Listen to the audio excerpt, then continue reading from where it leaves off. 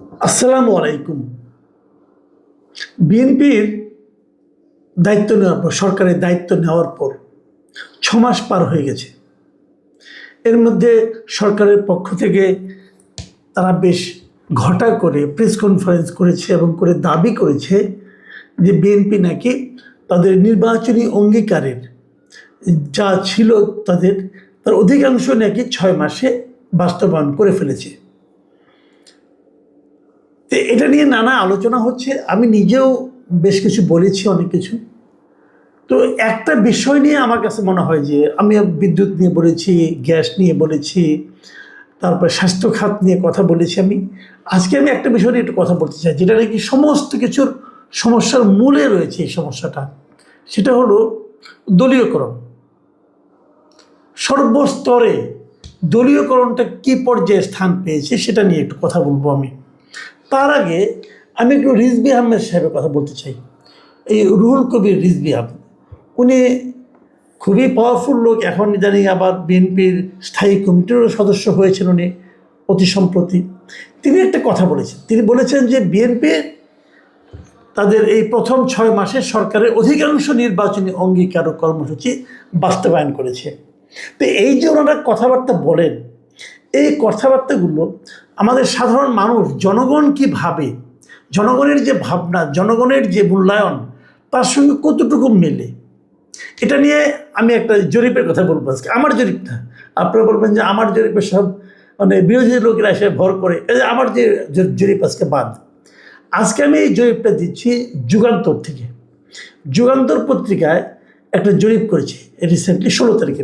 সেখানে ওনারা এই প্রশ্নটাই করেছেন। ওনারা প্রশ্ন করেছেন যে বিএনপির স্থায়ী কমিটির সদস্য রুহুল কবির রিজভী বলেছেন 6 মাসে সরকারের অধিকাংশ নির্বাচনী অঙ্গীকার ও কর্মসূচি বাস্তবায়ন হয়েছে।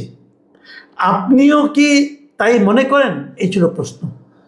হ্যাঁ বলেছে 13% মানুষ। মাত্র 13% লোক বলেছে যে তারা মনে করে অধিকাংশে বাস্তবায়ন করেছে। আর 85% মানুষ বলেছে যে না, তারা তাদের অঙ্গীকার বাস্তবায়ন করতে পারেনি। আর 1% মানুষ কোনো মন্তব্য করতে চায়নি। দেখুন, খেয়াল করে দেখুন। তার মানে উনি যেটা বলছেন, দেশের অধিকাংশ মানুষ, অন্তত যুগান্তরের যারা পাঠক, অধিকাংশ পাঠক এটাকে না বলেছে, যে তারা সেটা বাস্তবায়ন করতে পারেনি। তাহলে রুহুল কবির রিজভী সাহেবের কথা আমরা কতটুকু আস্থা রাখবো? দেখুন, আমি বলছিলাম দলীয়করণ নিয়ে কথা বলবো। এই কয়েকদিন আগে, 2 দিন আগে, এই দলীয়করণ নিয়ে একটা প্রশ্ন উঠেছিল। রুহুল কবির রিজভী সাহেব বলেছিলেন যে তারা কিছু কিছু ক্ষেত্রে দলের লোককে বসিয়েছেন, কারণ একটা দলীয় সরকার ক্ষমতায় এসেছে, তাদের দায়িত্ব দলীয় আদর্শের মাধ্যমে দেশটাকে গড়ে তোলার, যে কারণে এটা কোনো অন্যায় কাজ না, এটা হতেই পারে। তার মানে উনি দলীয়করণের পক্ষে সাফাই গিয়েছেন। আচ্ছা, আমার কথা হলো, হতে পারে আপনাদের এটা পলিসি হোক, আমার কোনো বক্তব্য নাই, আপনাদের পলিসি আপনারা বুঝবেন। কিন্তু আমার কথা হলো, যদি এটাই আপনাদের পলিসি হয়, তাহলে আপনাদের যে রাষ্ট্র সংস্কারের জন্য যে আপনাদের ঘোষিত 31 দফা এবং নির্বাচনের সময় আপনারা যে ইশতেহার ঘোষণা করেছেন, সেখানে আপনারা কী বলেছেন?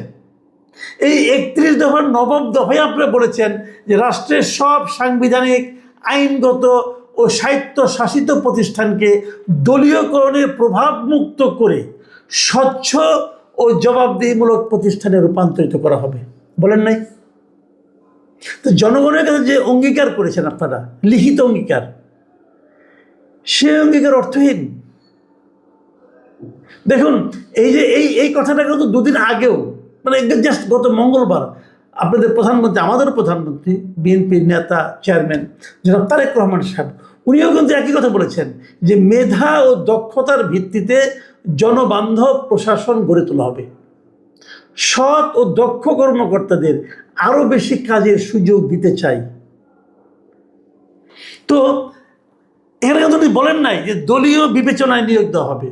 উনি কিন্তু বলেন নাই যে অতীতে যারা নাকি দলের জন্য অনেক খেটেছে, তার যোগ্যতা থাক বা না থাক, তাকে আমরা নিয়োগ করব, তা কিন্তু উনি বলেন নাই।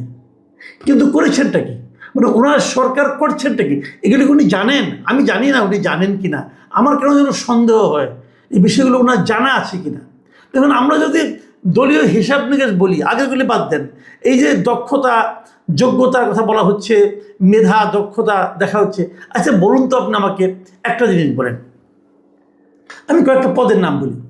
বাংলাদেশ বন শিল্প উন্নয়ন কর্পোরেশনের চেয়ারম্যান করা হয়েছে রাজশাহীর সাবেক যে মেয়র ছিল মোসাদ্দেক হোসেন বুলবুল, তাকে। তো বনশিল্প উন্নয়নের ক্ষেত্রে ওনার দক্ষতা অভিজ্ঞতা কি? উনি কি কোনো প্রতিযোগিতামূলক পরীক্ষার মাধ্যমে এখানে এসেছেন? আবার দেখুন, অভ্যন্তরীণ নৌ পরিবহন কর্পোরেশনের BIWTC চেয়ারম্যান করা হয়েছে বিএনপির সহ ধর্ম বিষয়ক সম্পাদক আব্দুল বারীকে। উনি সহ ধর্ম বিষয়ক, মানে পানি বিষয়ক না, ধর্ম বিষয়ক, তাকে অভ্যন্তরীণ নৌ পরিবহন কর্পোরেশনের চেয়ারম্যান করা হয়েছে। এর দক্ষতা এবং যোগ্যতাটা কি প্রমাণ উনি দিয়েছেন আমি বুঝতে পারলাম না। উনি তো ধর্ম নিয়ে কাজ করেন।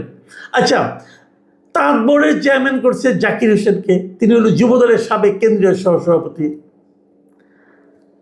জলবায়ু পরিবর্তন ট্রাস্টের MD করছেন কাজী রওনকুল ইসলামকে।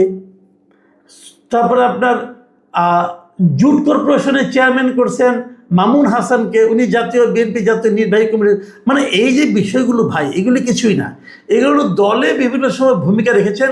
এরকম 11 জনকে একই দিনে বিভিন্ন গুরুত্বপূর্ণ কর্পোরেশনে চেয়ারম্যান অথবা MD পদে নিয়োগ করা হয়েছে।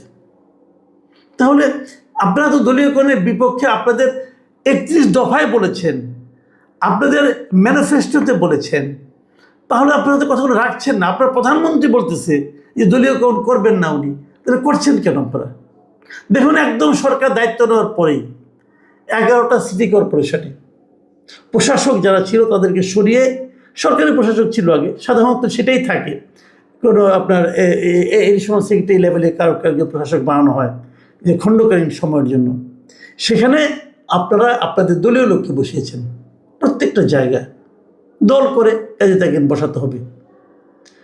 তারপরে জেলা প্রশাসন, জেলা পরিষদগুলিতে প্রত্যেকটা জেলা পরিষদে আপনারা আপনাদের দলীয় লোককে বসিয়েছেন।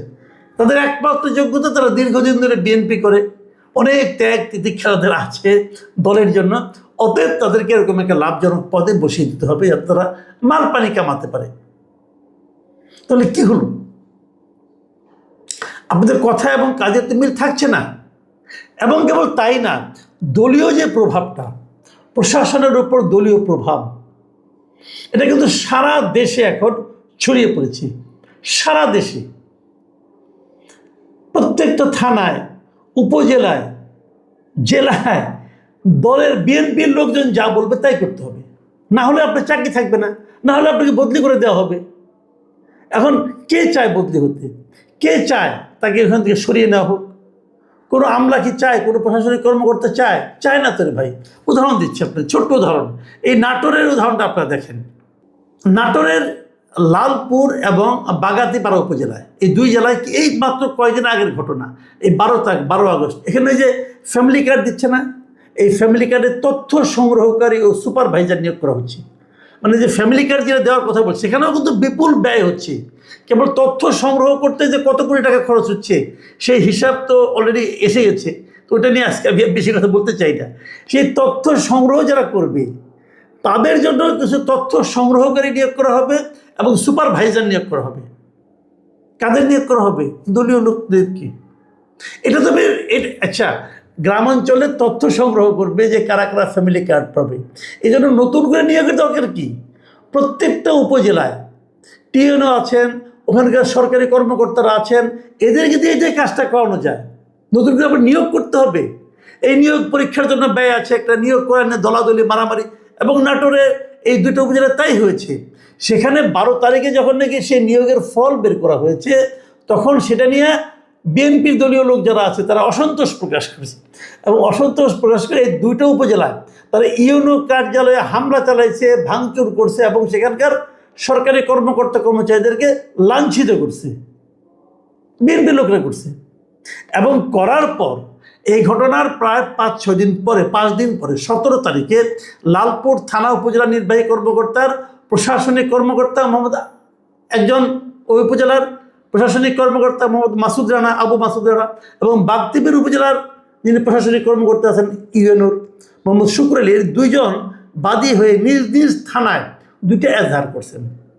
বুঝতে পারছেন, যেহেতু উপজেলার পর্যায়ে একই ফরম্যাটে তারা একই দিনে এজাহার করেছেন, এই দুইটা এজাহারে সরকারি দলের 25 জন নেতাকর্মীর নাম উল্লেখ করা হয়েছে এবং অজ্ঞাতনামা আরও 140 থেকে 200 জনের মতো লোককে আসামি করা হয়েছে।